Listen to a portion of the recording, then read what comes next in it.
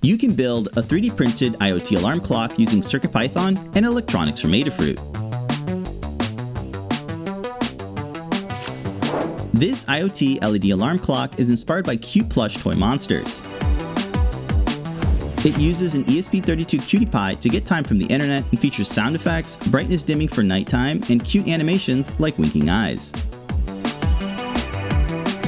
The clock is powered by an Adafruit QT Py ESP32-S3 with an I2S amp BFF for high-quality audio output.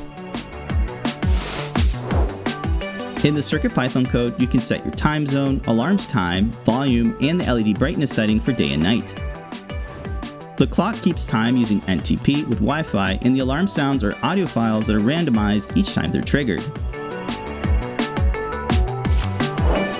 You can get a full list of parts from the project's Learn Guide at learn.adafruit.com.